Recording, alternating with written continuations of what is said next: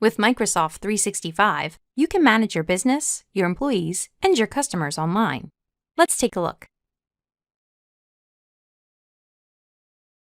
To get started, have everyone install Teams on their devices. With Teams, you can see who's free, send instant messages, post announcements, share files, and hold meetings. You can also make Teams calls between devices. When you're ready, invite your customers to Teams so you can collaborate with them in real time. Your customers can join the team from a browser without installing additional software.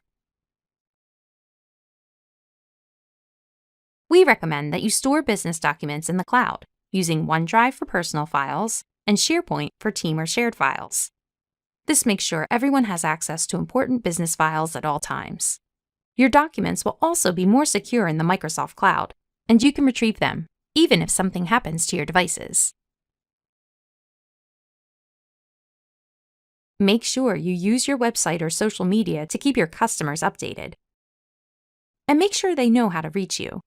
For example, use Microsoft Forms to collect their questions and Microsoft Bookings to schedule appointments or consultations.